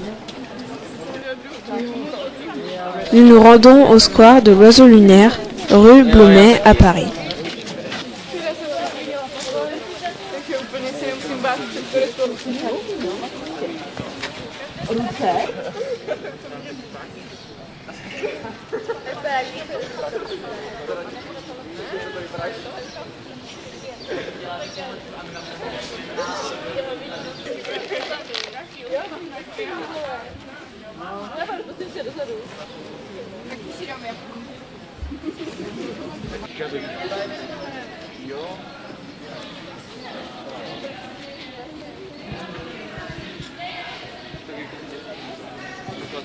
Nous y rencontrons Monsieur Jacques Frankel ainsi que Madame Pierrette Lévesque de l'association Blomet Paradiso. Cette structure de bureau se situe à l'emplacement des anciens ateliers où Miro est venu en France pour travailler, comme de nombreux artistes à cette époque, au début du siècle, dans les années 20, donc tout le groupe des surréalistes. Il reste 3 petites lucarnes, c'est une maison du 18e. Ici un hôtel, une ancienne auberge, un milieu à la fois intellectuel, artistique, très riche. Ils vivaient de leur art, autant dire qu'au début, c'était très précaire, comme beaucoup d'artistes. L'amitié a été très forte, ils se sont épaulés et ça se ressent dans leurs peintures respectives. Desnos donc visitait souvent ses amis, en particulier très liés avec André Masson, qui a illustré beaucoup de ses poèmes. Et Miro a stipulé de façon extrêmement claire qu'il demandait que le nom de Desnos soit indiqué, que c'était en sa mémoire qu'il voulait que cette sculpture soit installée ici. Le sacrifice qu'a fait Desnos de sa vie les a beaucoup impressionnés. Ils se sentaient redevables de quelque chose et le cadeau qu'il pouvait faire Miro, c'était d'offrir une de ses œuvres superbes. Desnos, puisque moi je suis très proche de Desnos, dessinait beaucoup. Je l'ai chez moi. Voilà. L'oiseau Liberté, ça s'appelle. Je le regarde tous les jours. Grande plongée surréaliste dans l'inconscient.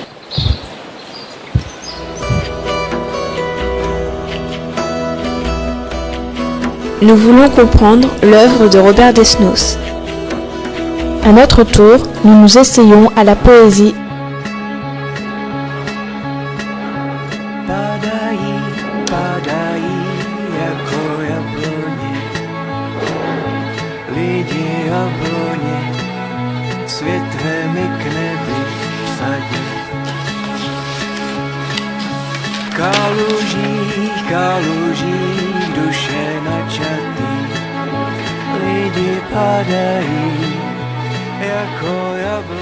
Toi et moi, nous sommes comme des frères.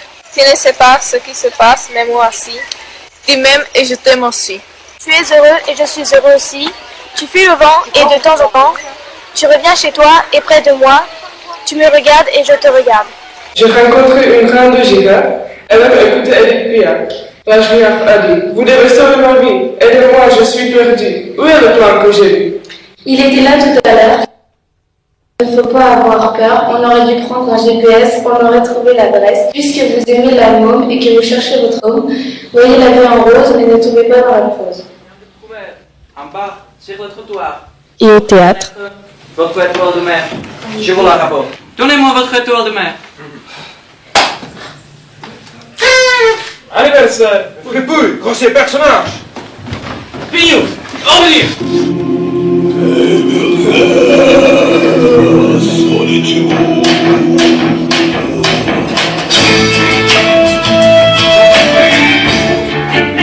Me olvides que yo me muero.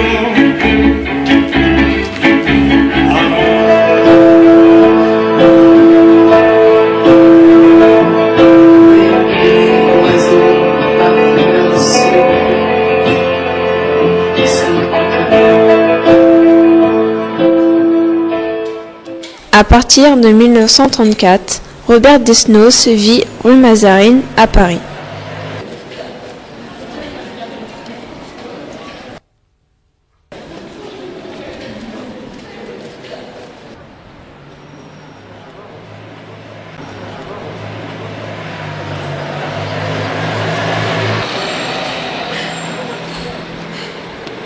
Pendant l'occupation, il poursuit sa vie artistique et affiche ses opinions anti-nazies.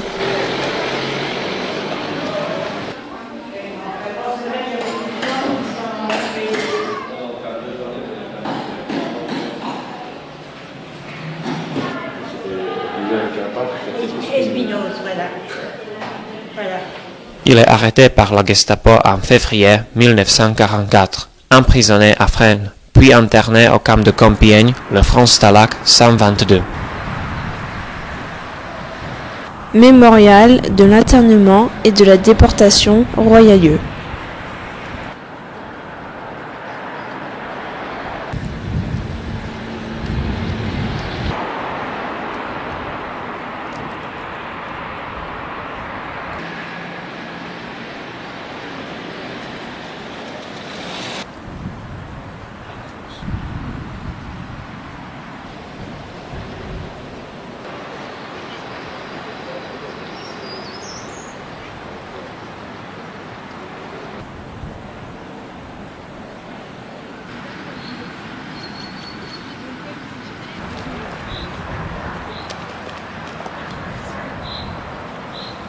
Nous retrouvons à nouveau Monsieur Frankel, qui, enfant, a connu Robert Desnos pendant la guerre.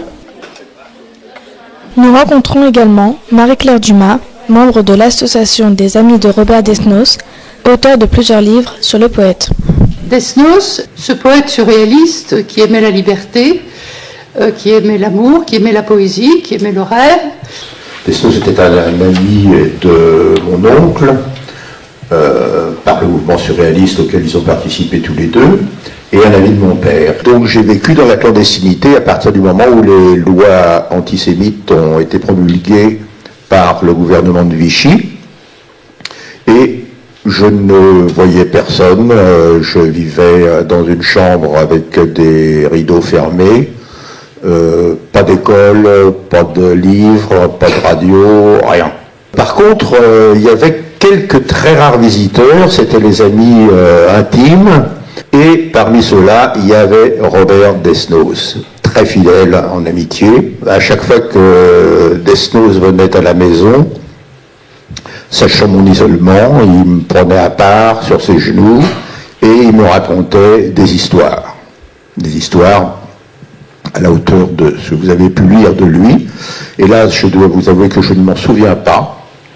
Ce dont je me souviens, c'était du plaisir que j'avais à les entendre et de la joie qu'il y avait sur son visage quand il voyait que j'appréciais ce geste qu'il avait vis-à-vis de moi.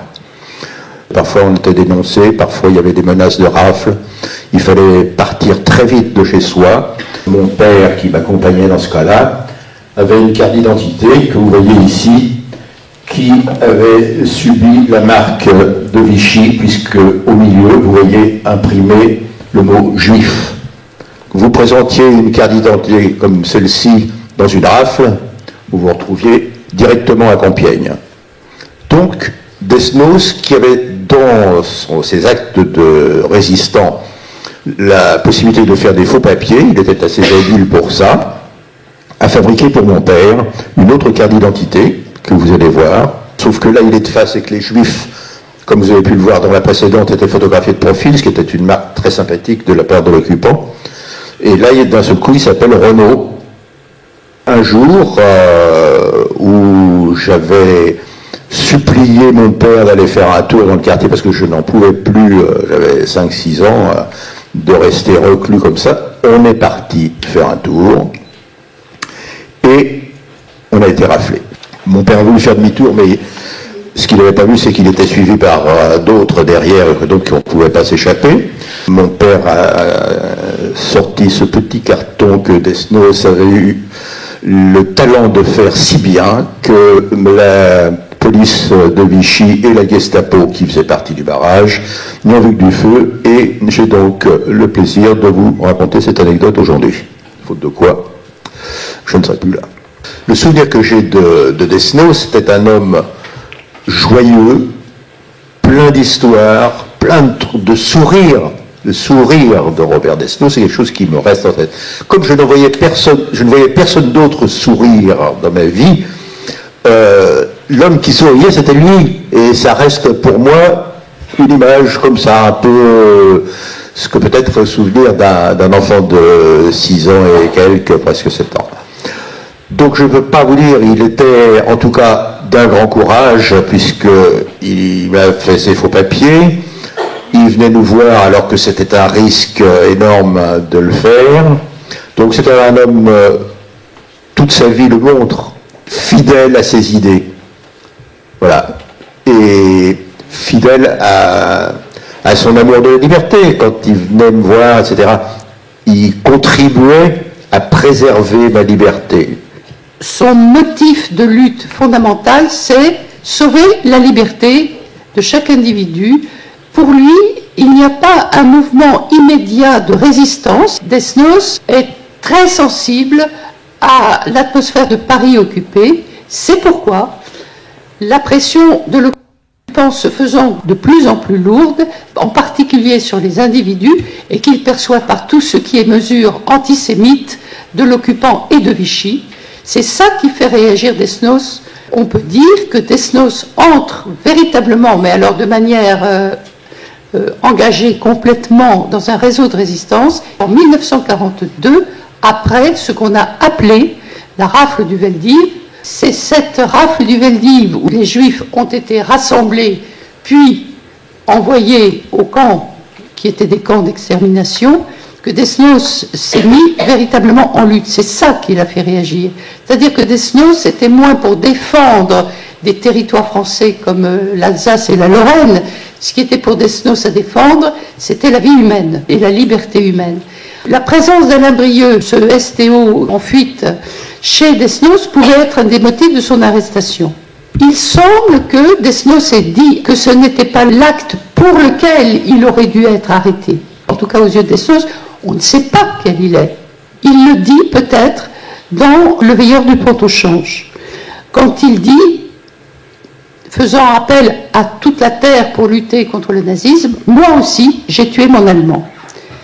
Tuer pour tuer un nazi. Desnos est-il allé jusque-là? dans un Paris occupé où il n'était plus possible de vivre dans cette traque perpétuelle. Ce texte le dit. Moi aussi, j'ai tué mon Allemand. Et pour aller de chez lui jusqu'à son journal, il passait par le pont-au-change, justement. Il pouvait en tout cas prendre le pont-au-change.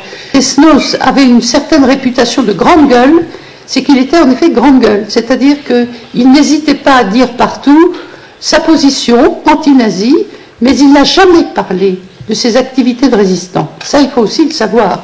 Ce n'était pas un étourdi, c'était quelqu'un qui voulait réveiller l'opinion en disant il faut résister. Et ça, il l'a fait en 1943, en particulier fin 1943, parce qu'il pensait, comme beaucoup d'autres, que le débarquement, c'était pour le lendemain. Desnos ne sera pas là quand Paris se libérera en août 1944. La dernière fois que j'ai vu Desnos, c'était en février 1944. Il m'a dit « Dans un mois, c'est ton anniversaire, et je reviendrai t'apporter un petit poème que je ferai pour toi. » Hélas, il a été arrêté avant mon anniversaire. Donc, je n'ai pas ce poème. Il est parti avec. Desnos disait qu'il fallait toujours chercher un double sens dans tous les poèmes. Mais il se trouve que dans les chants de fleurs, chants de fables, il y a des doubles sens très clairs. Par exemple, sur la fourmi. La fourmi est un poème de résistance. Fourmi, c'est une ville du nord de la France, usine métallurgique où on fabriquait des locomotives. Et donc, ces locomotives étaient connues dans les milieux de chemin de fer, on les appelait des fourmis. Et quand Desnos parle de la fourmi de 18 mètres de long, eh bien, il se trouve que la locomotive et son wagon fait 18 mètres de long. Et quand il parle de tous ces gens qui sont dans le train et qui parlent français, javanais et toutes les autres langues, il est évident, maintenant, aujourd'hui, que ces gens dont il parle, qui parlent toutes les langues, ce sont tous les étrangers, tous les juifs qu'on amenait dans ces wagons. Voilà. Il y a d'autres exemples qu'on peut retrouver dans les chants de fleurs, chants de fables.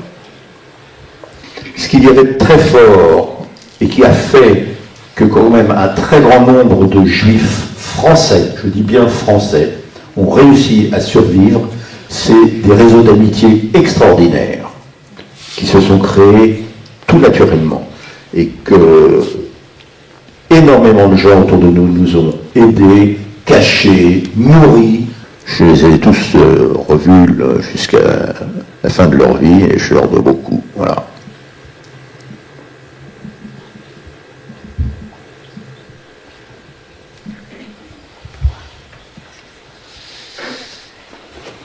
Ah. Qu'est-ce que vous diriez aujourd'hui à Desnos? Bon, écoutez, très franchement, je lui dirais d'abord, viens, on va aller boire un verre de Bourgogne, parce que ça, je sais que ça lui ferait plaisir. Et puis je lui dirais qu'il est un exemple extraordinaire pour la jeunesse. Il a su nous transmettre dans une œuvre très diverse et variée, non seulement le goût de la liberté, mais l'obligation de la défendre et de se battre pour la liberté. Certainement, il me donnerait une baffe pour avoir été trop solennel à ce moment-là. Et puis je dirais merci pour les papiers, hein, parce que... Voilà, c'est peut-être pas le plus grand poète, mais en tout cas, c'est un des plus grands hommes dans notre histoire contemporaine.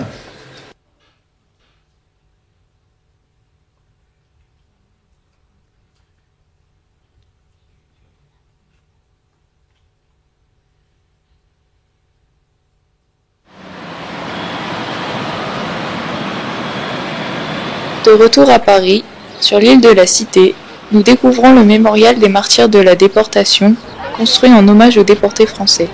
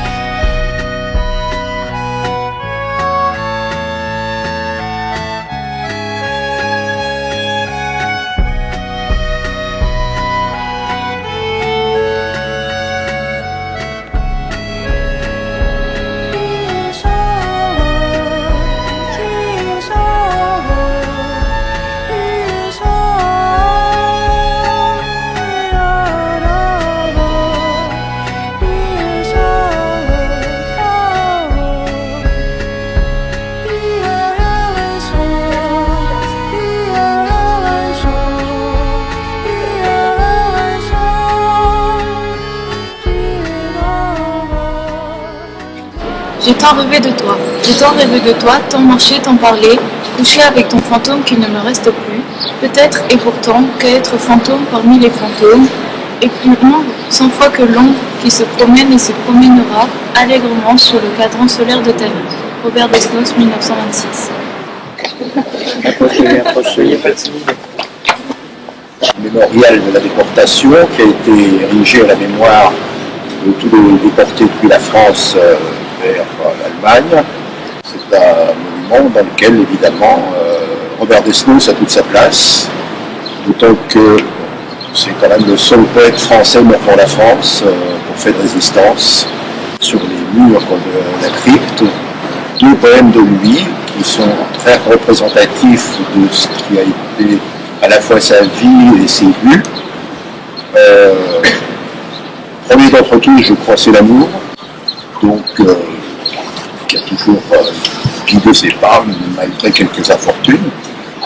Ce qu'on appelle le dernier poème. Quand Desnos est mort à Térésine, Estouma a voulu rendre hommage à Desnos et a traduit un poème que Desnos avait écrit en 1926 pour une femme qu'il aimait beaucoup qui s'appelait Yvonne Georges. Il l'a traduit en tchèque et c'est paru dans un journal tchèque. Ça a été retraduit par des journalistes français et donc on est arrivé à une 3e version et on a pensé que c'était un dernier poème qu'il avait écrit en déportation. Et c'est ainsi qu'on voit le poème « Celui qui haïssait la guerre ». Et c'est un poème qui est d'abord en valeur littéraire et politique, mais aussi qui est très représentatif de la volonté absolue de combattre qu'il avait. Et Desnos n'était pas un patriote, c'était pas un type qui défilait avec le drapeau, mais quand il fallait y aller, il y allait. Il a pris les armes, la première la plume, son intelligence en faisant du renseignement, et puis vraisemblablement, on n'en a pas la preuve mais la quasi-certitude, il a aussi pris les armes de la résistance.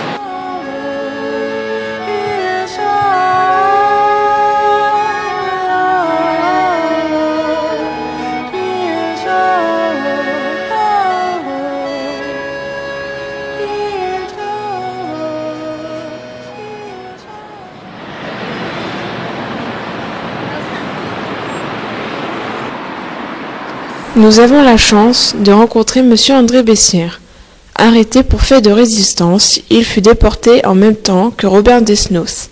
Il avait alors 17 ans.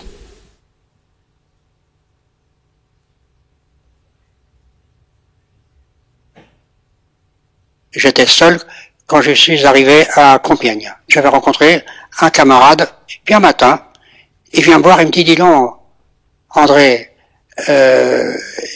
il y a un poète qui vient d'arriver hier soir, Desnos, ça te dit quelque chose? Je dis non, ça me dit rien du tout. On va le voir. Alors on attend Robert Desnos, qu'est-ce qu'il fait?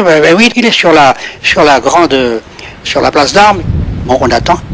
Et d'un seul coup, Robert Desnos arrive. Alors je dois vous dire que tout de suite, ça m'a déçu parce que il avait un chapeau à large bord, il avait une cape noire, très français. Il avait un costume militaire kaki, et puis il avait des guêtres. Alors là, ça faisait suranné comme élégance. Oui. Alors surtout, ce qui choquait surtout, c'était ses lunettes. On avait l'impression qu'il vous regardait au travers de hublots, les yeux tout petits, etc. Et alors tout de suite, dès qu'il arrive, qu'est-ce que tu faisais, Robert, etc. Enfin, ses amis qui disent ça. Nous, on était en retrait, les jeunes. Hein, on était.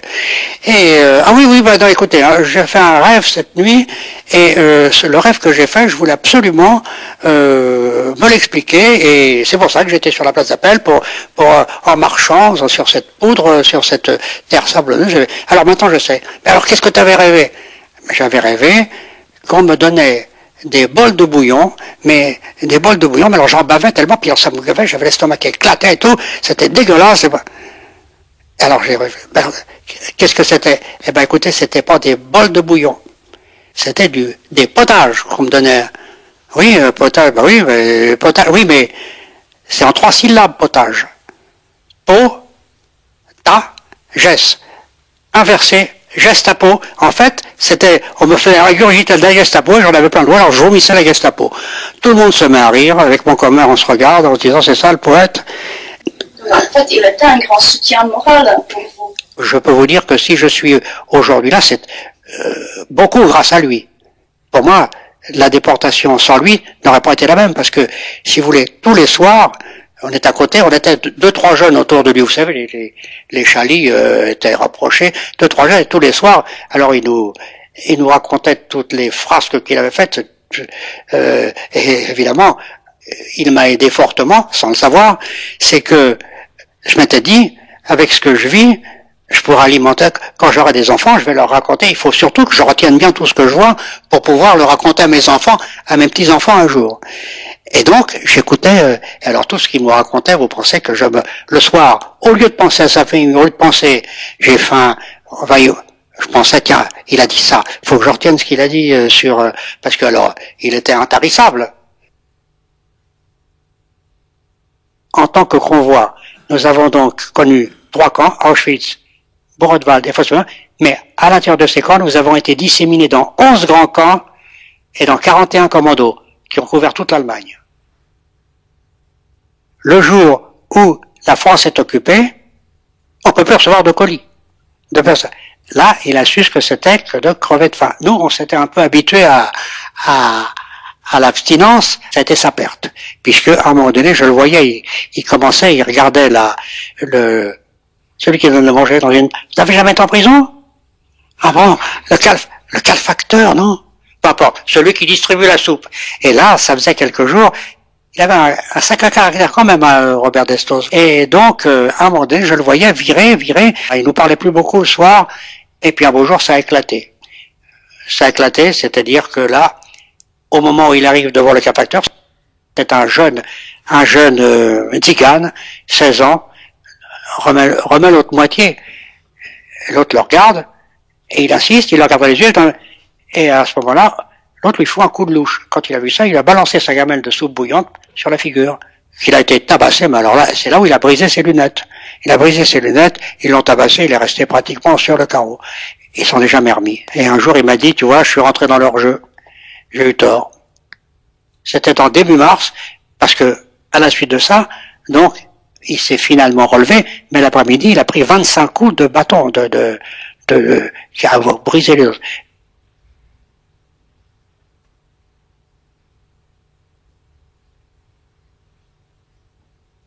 Alors à la fin, oui, ça a été les marches de la mort. Donc, moi, au moment où on évacue le camp, immédiatement, los. Moi, j'étais, comme tous les jeunes, on était sur les chalets supérieurs. Au moment où je veux descendre, je mets mes claquettes, on avait des claquettes, si vous voulez. Le Oberkapo me voit, évidemment. Moi, dès qu'il me voit, il me fonce, et je suis parti en laissant mes claquettes. Ça veut dire par là que j'ai commencé la route pieds nus. Et Robert Desnos, qui lui était parmi les malades, tout le monde le portait, je restais à côté de lui, et c'était dur pour lui, c'était dur pour moi, j'avais les pieds en sang.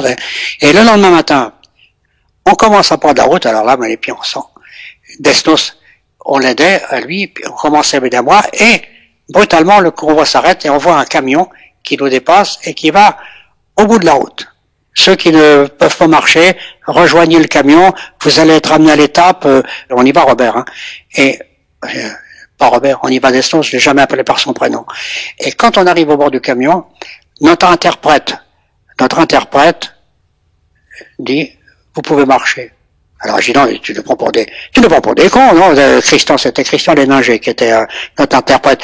Mais non, vous pouvez marcher. Toi, alors, Robert Desnos, mais j'insiste. Moi, Robert Desnos, on n'ose pas y toucher. Moi, il me dit, allez. Et puis, il me bouscule, et il m'embrasse sur le côté. Je lui en ai voulu à mort. Jusqu'au soir, quand on a appris que tous ceux qui sont montés dans le camion ont été donc fusillés dans la forêt, sur le bord de la route.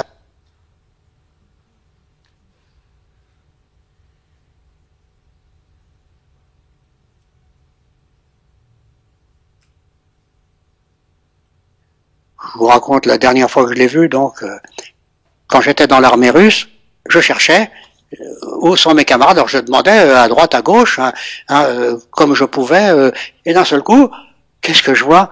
2 ex-déportés en bleu et blanc que je ne connaissais pas et qui le soutenaient, mais le soutenaient bien, il le portait presque. Et à un moment donné, je dis, Desnos, qu'est-ce que tu fais? Ah, moi il m'appelait petit père, hein. Il m'a jamais appelé André, il m'appelait toujours petit père. Et il me dit, qu'est-ce que tu fais là? Alors, et toi? Ben là, il me dit, tu vois, alors, au moment où je vous parle, je me rappelle plus exactement les termes, mais c'était du genre, tu sais, à force de me faire bouffer du charbon de bois, je commence à péter des flammes. Et puis il me dit, tu vois, j'ai traversé le moment critique, mais je crois que maintenant, je l'ai dépassé. Et je le revois repartir, et alors là, quand je l'ai vu partir, je suis resté, je dis, mais ça n'a rien à voir avec ce qu'il m'a dit, je vais en sortir, etc. Puis il est parti. C'était la dernière fois que je le voyais.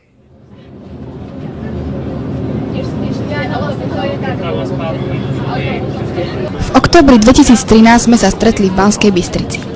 Mesto Banská Bystrica bolo centrom protifašistického odboja počas druhej svetovej vojny.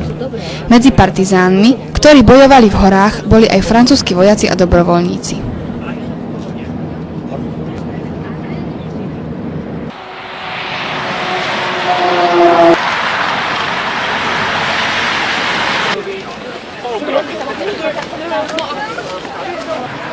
Nachádzame sa pri pamätníku v Nemeckej, v miestnej vápenke, kde Nemci vykonávali popravy. V januári 1945 umúčili a zavraždili takmer 900 bojovníkov proti fašizmu. Tam padali do nehaseného vápna, čo je žieravina, takže tí, ktorí boli ešte zranení, tak tam zomierali v hrozných bolestiach.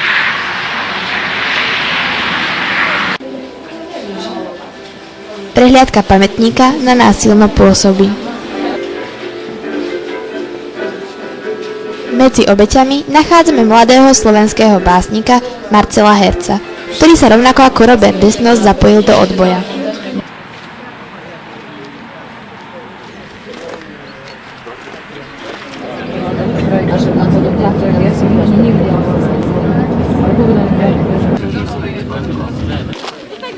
Naša návšteva pokračuje v Kališti. Túto bývalú uhliarskú osadu v horách nedaleko Banskej Bystrice vypálili Nemci. Slovenské národné povstanie vypuklo v lete 1944. V Kališti sa zhromaždilo niekoľko slovenských a ruských partizánskych skupín.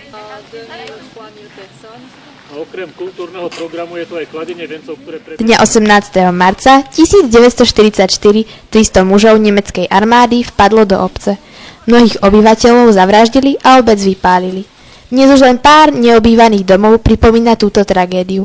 Kalište, tak ako Nemecká, je súčasťou expozícií Múzea Slovenského národného povstania v Banskej Bystrici. Ideme na návštevu Múzea SNP v Banskej Bystrici.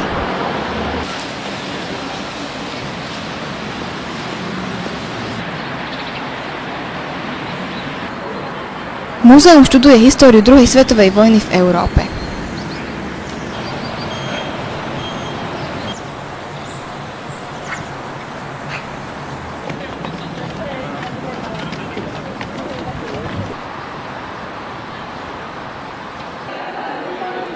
Vo vstupe do múzea sa nachádza súsošie s názvom Obete varujú.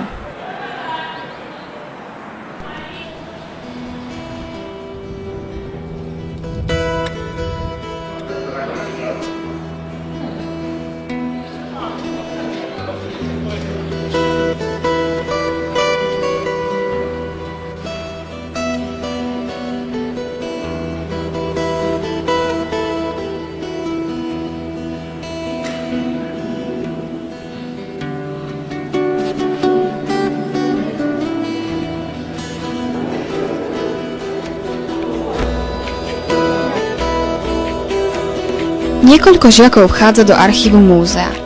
Sú to autentické dokumenty o Marcelovi Hercovi, povstaleckom básnikovi. Marcel pochádzal z Kremnice. Rád čítal, písal básne, hovoril viacerými jazykmi, napríklad aj po francúzsky. Ako veľmi mladý napísal a publikoval okolo 20 básní, ktoré svedčili o jeho výnimočnom talente. Zmaturoval v máji 1944. V auguste sa zapojil do povstania.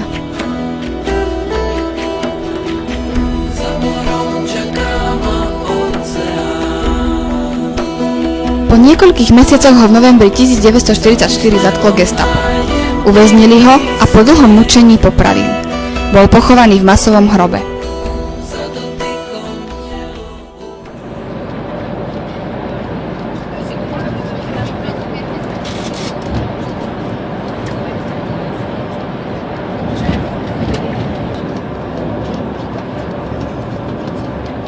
Terezín je bývalá vojenská pevnost, která se nachází v České republice. V době druhé světové války byla nacisty přeměněna na koncentrační tábor. Robert Desnos zde zemřel těsně po skončení války.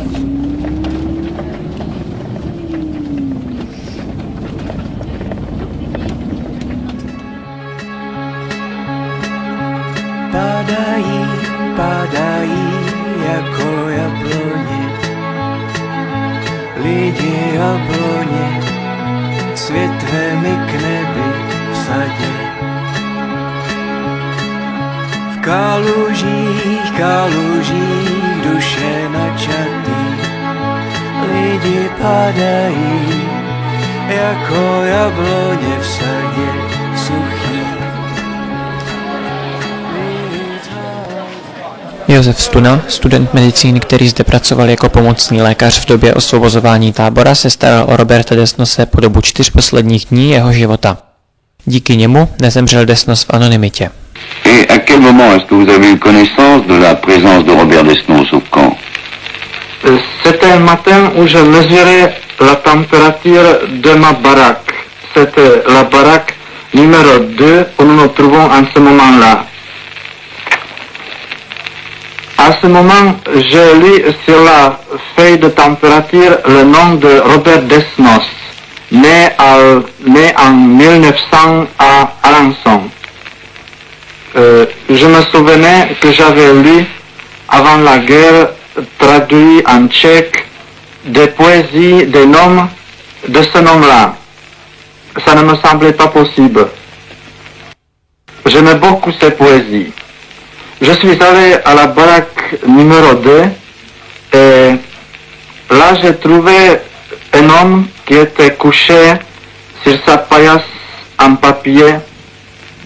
Il était si maigre, il portait des lunettes, il avait un grand nez, de grands yeux clairs.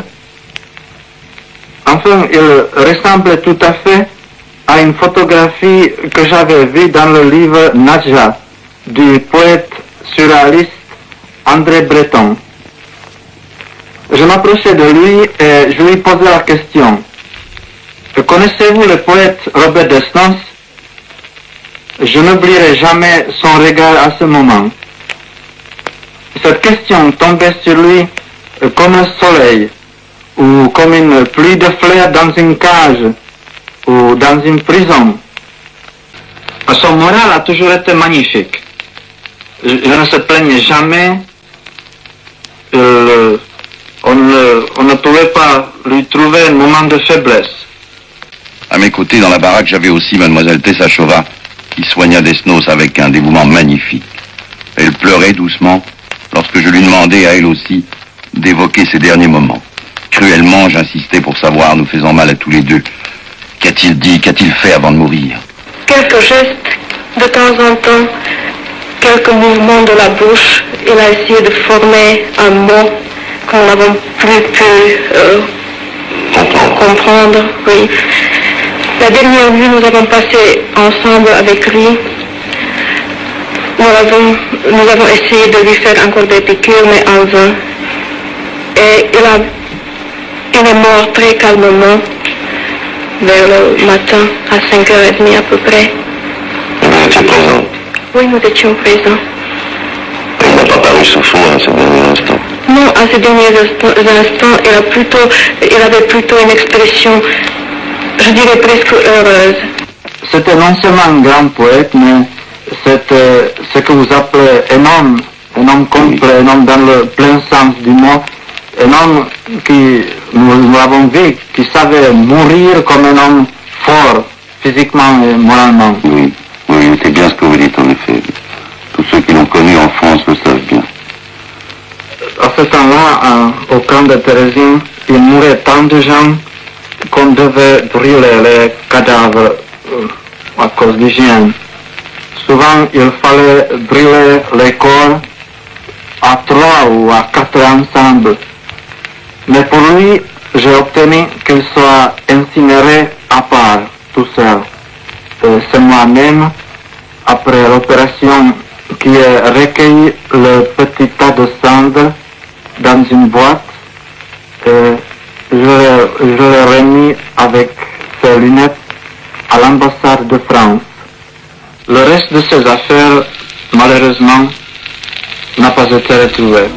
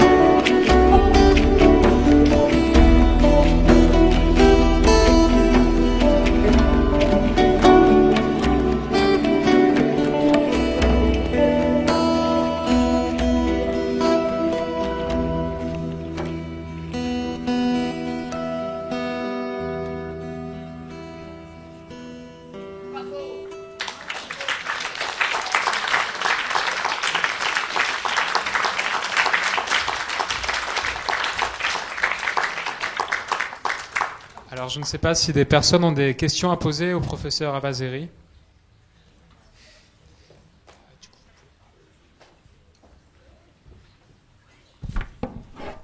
Merci à tout le monde.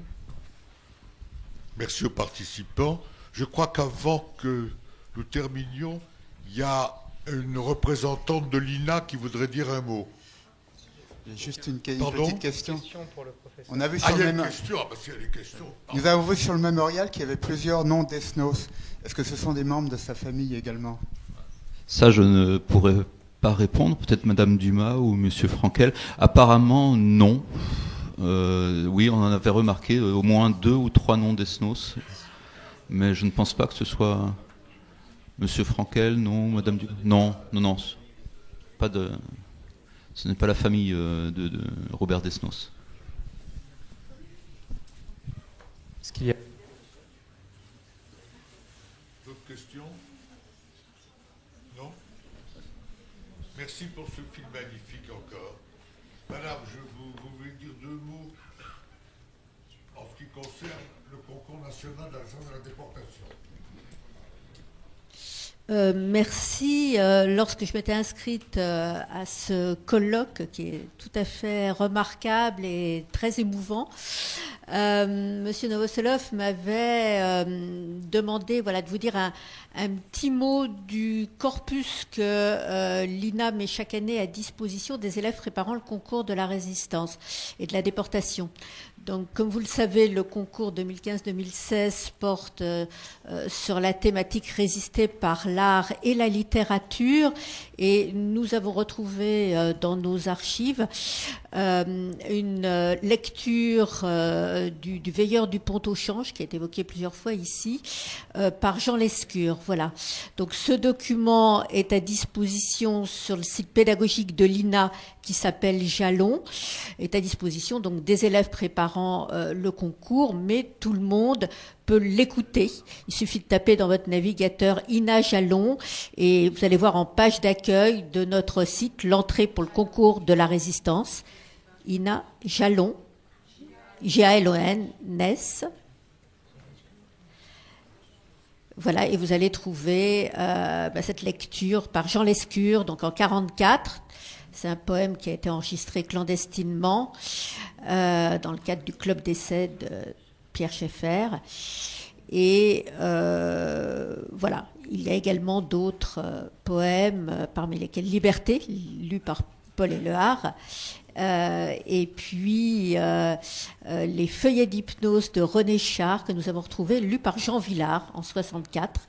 Voilà encore une belle surprise issue de nos archives. Vous verrez aussi une très belle mise en image